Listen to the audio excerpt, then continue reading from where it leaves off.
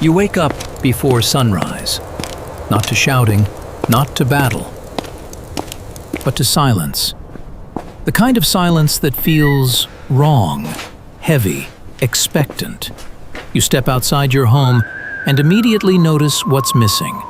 The markets aren't opening. The river traffic is gone.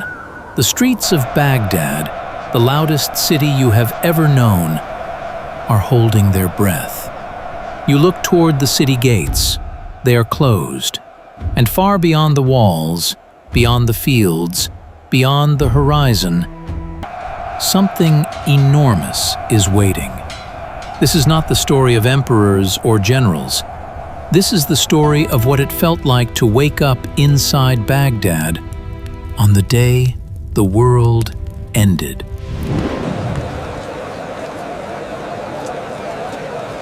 Before this morning, Baghdad did not feel like a city that could fall. It felt eternal. You have lived your entire life inside its walls. You know its sounds, the calls of merchants at dawn, the scribes arguing over words, the clatter of carts on stone streets. Baghdad is never quiet, until now. This city is not just a capital. It is the center of the world you know. Scholars arrive here from distant lands. Traders bring silk, spices, gold, and ideas. Knowledge flows through these streets as freely as the Tigris itself. You pass the great libraries, buildings filled with books copied by hand, knowledge preserved line by line. Mathematics, medicine, philosophy, entire lifetimes of thought stacked on wooden shelves. As Avicenna suggests. A valid point, Sheikh. Purity of intent is paramount. You are not powerful. You are not important. You are a craftsman, a student, a merchant, a parent trying to survive another day. But in Baghdad, even ordinary people live close to greatness. The walls are strong, the city is wealthy, the caliph rules from his palace. Baghdad has survived unrest before, sieges, rebellions. The idea that it could be erased feels almost offensive. People speak of danger as rumor, distant danger, something that happens to other cities. Cities without walls like these, without history like this. You have heard whispers, of course, of an army from the east, of cities along the rivers that went silent one by one. But Baghdad is Baghdad. Some call this the year 1258. You only know it as the week your city stopped feeling eternal. The world bends toward it, not away. That belief lives in every home, in every prayer, in every confident step taken through the streets. It is the belief that tomorrow will look like yesterday. And that is what makes this morning different, because for the first time, the city feels unsure of itself. You don't know it yet, but you are standing at the edge of the end of an age. And once Baghdad falls, the world you understand will never exist again. They are at the gates. We must leave now. Are you certain? The Caliph said they would spare the city. They are already inside the walls. The first rumors arrive without urgency. They are everywhere. They always do. Someone says a city upriver has fallen. Another says the reports are exaggerated. Travelers are unreliable. Fear distorts stories. Baghdad has heard rumors before. In the markets, people speak in lowered voices. They mention names, places you've never visited, towns that mean nothing to you. Cities you assume must have done something wrong to deserve what happened to them. Refugees arrive next. Not in crowds, but in pairs, families traveling light, carrying little more than memory. Their clothes are dusty. Their stories don't match perfectly, but their fear does. They talk about an army that doesn't negotiate, that doesn't retreat, that doesn't leave cities standing. Some say the Mongols slaughter everyone. Others say surrender spares lives. No one agrees on what mercy looks like anymore. Officials dismiss the stories publicly. They say the walls are strong, the city is supplied. The Caliph has not ordered evacuation. Scholars debate the situation. Some argue Baghdad's status makes it untouchable. Others warn that history doesn't protect cities. Only preparation does. You listen from the edges of these conversations. You are not asked for your opinion. Ordinary people rarely are. The days pass, and the rumors stop changing. That's what terrifies you, because fear usually grows in the telling, but this fear stays consistent, like a measurement. No new cities fall, because there are no cities left to fall between the Mongol army and Baghdad. The name you hear most is Hulagu, spoken carefully, like saying it louder might bring him closer.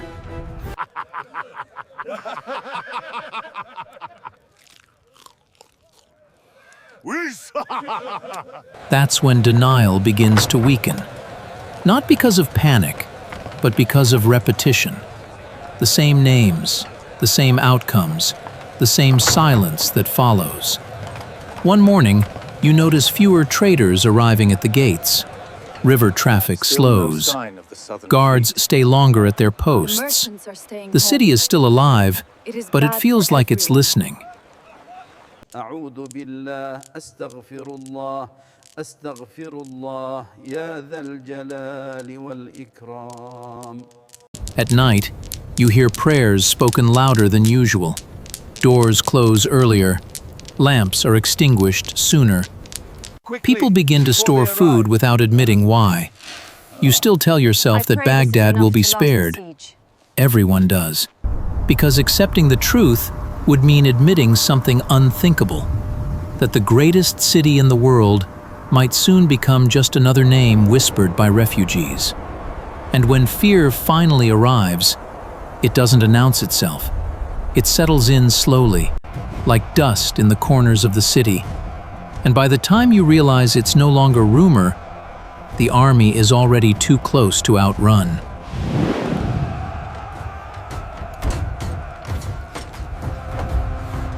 The siege does not begin with an attack. It begins with movement.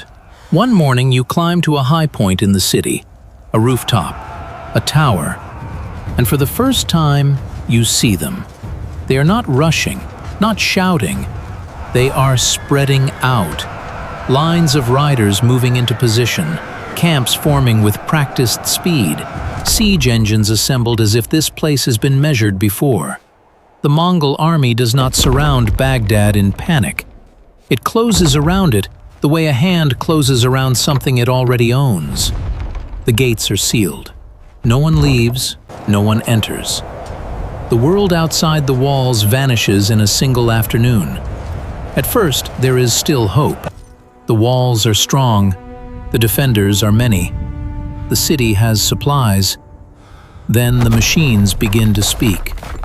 The first impact is distant, a deep, hollow sound carried through stone and air. You feel it more than you hear it. Stones crash into the outer walls, not wildly, precisely. Engineers adjust angles, distances are measured. Each strike is deliberate, each pause calculated. The defenders respond. Arrows rise into the sky, rocks are thrown back. But it feels uneven, because the Mongols are not testing the walls. They are mapping them. By the second day, canals feeding the city are cut. The Tigris becomes controlled. Water, once abundance, turns into leverage. Food shipments stop arriving. Mills slow. Bakeries shorten hours. You begin to count meals without realizing you are doing it.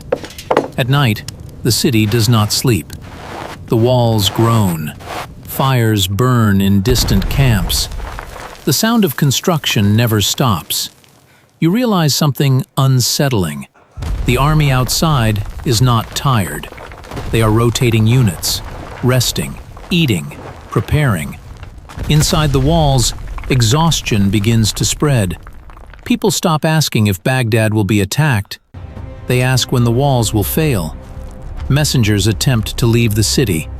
None return. The Caliph still has not surrendered.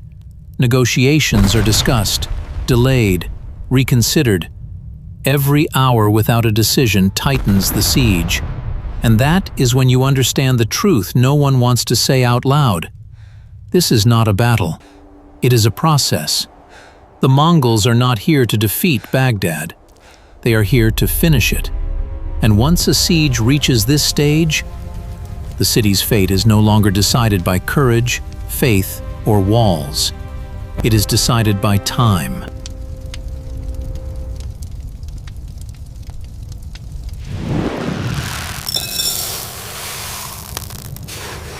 The siege settles into the city like a sickness. Days begin to blur together. Not because nothing is happening, but because every day feels the same. You wake up to the sound of distant impacts. You fall asleep to them. The rhythm of the siege becomes the rhythm of your life. Food grows scarce quietly. No announcements, no alarms.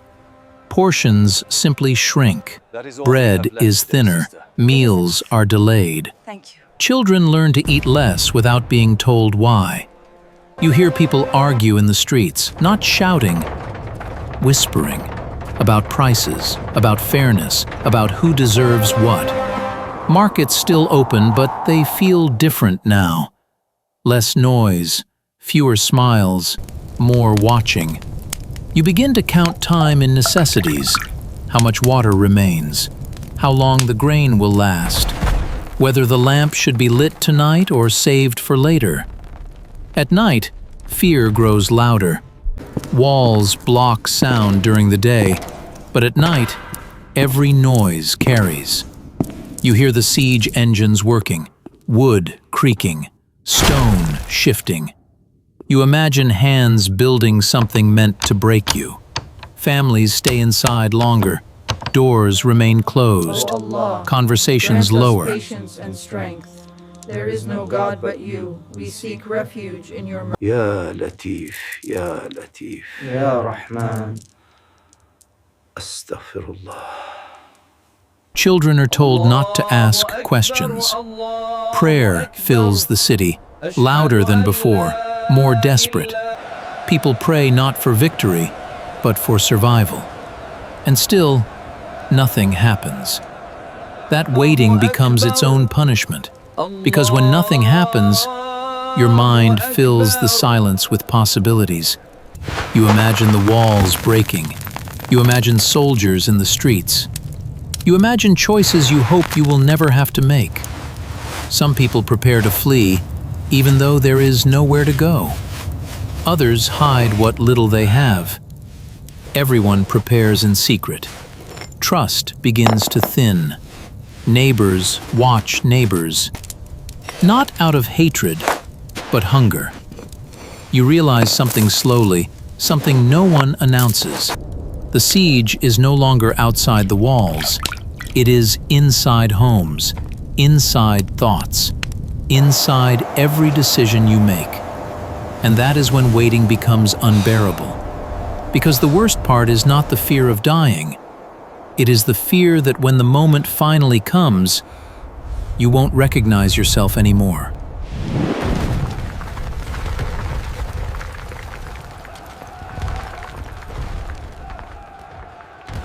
The moment comes without warning. There is no announcement, no final prayer. Just a sound you have never heard before, deeper than thunder, heavier than anything the walls have endured. The ground shakes. Dust falls from ceilings. Somewhere nearby, stone finally gives way. People run into the streets, not toward the walls, away from them. You hear shouting now, not commands, fear, pure and directionless. The defenses fail unevenly.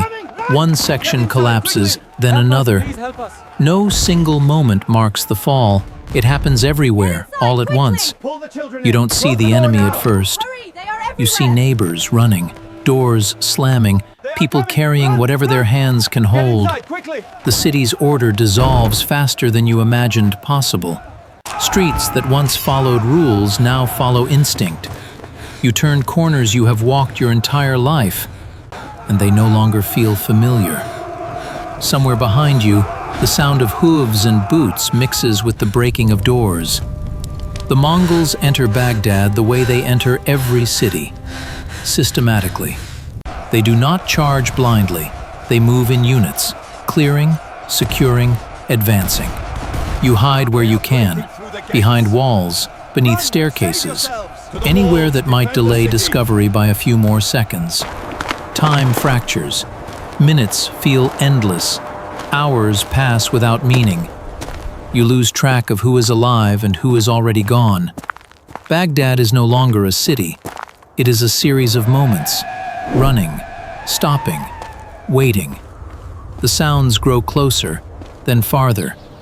You learn to recognize which directions mean danger and which mean silence. You do not think about history.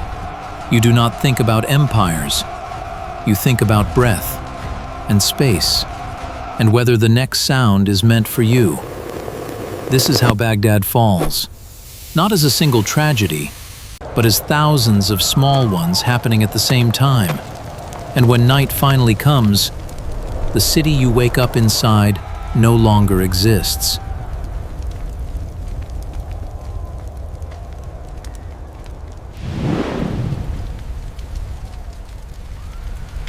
When the violence subsides, something far quieter begins. You step into streets that no longer echo with fear, only absence. Fires still burn, but not everywhere. Smoke drifts upward, heavy and indifferent. You pass buildings that once mattered, not palaces, libraries. The House of Wisdom stands broken, doors torn open, shelves overturned. Pages lie scattered across the floor like leaves after a storm. Wax seals are cracked open, ink pots are spilled. It looks less like theft and more like someone trying to erase a room. These are not ordinary books. They are copies of copies, knowledge preserved by hand through centuries of effort. Mathematics from Greece, medicine from Persia, astronomy from India. Collected, translated, debated, refined. Here, you watch as manuscripts are dragged outside. Some are used as kindling. Some are discarded without notice. No one stops to read them. To the soldiers, they are weight. To you, they are memory. Survivors try to save what they can. A single volume hidden beneath clothing, a handful of pages folded carefully. Small acts of defiance against forgetting. You walk toward the river. The Tigris moves slowly, carrying more than water. Ink bleeds into the current, darkening it. Later generations will say the river ran black with ink. Perhaps that is memory exaggerating, but you can see the truth without exaggeration.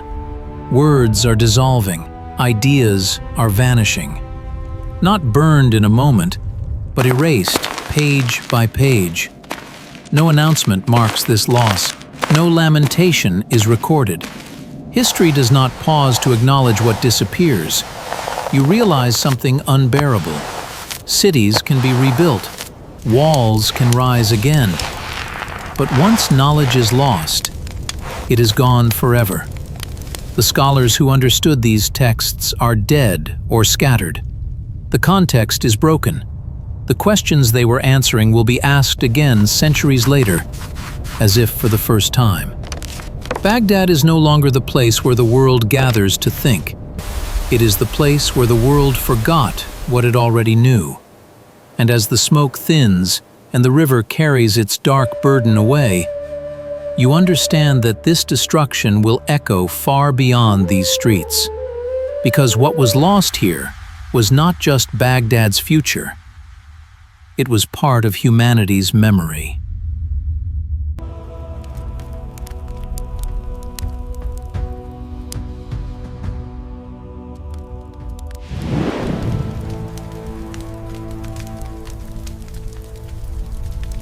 When the noise finally fades, you expect relief. Instead, You find silence, not the quiet of rest, but the quiet of absence.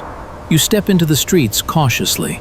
The paths you once navigated without thought now feel unfamiliar.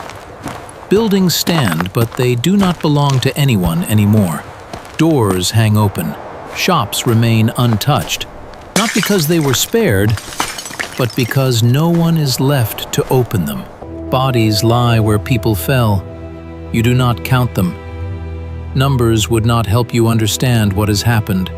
Survivors move slowly. They avoid one another's eyes. There is nothing left to explain. The sounds of Baghdad are gone. No merchants calling out. No debates spilling into the streets. No children playing near the river. Even prayer feels different now.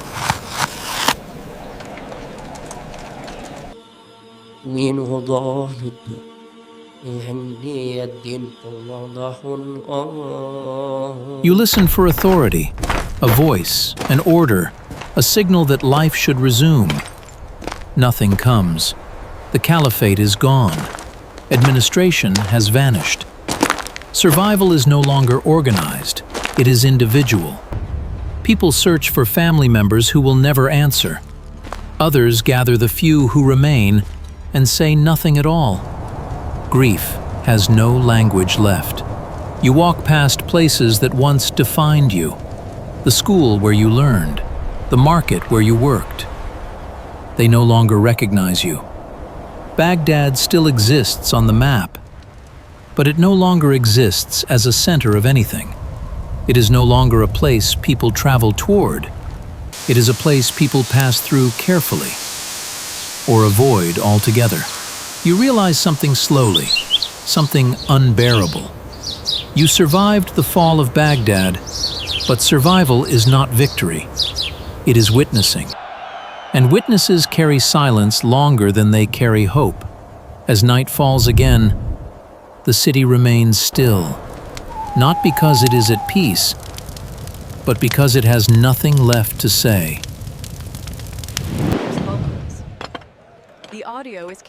In the years that followed, people spoke of rebuilding Baghdad. Walls were repaired, homes were razed again. Markets reopened, slowly, cautiously. On the surface it looked like recovery, but Baghdad was no longer Baghdad. The Abbasid Caliphate had ended, not just as a government, but as an idea. The institutions that organized knowledge, protected scholars, and drew thinkers from across the world were gone, and they did not return. Survivors carried memory, not momentum.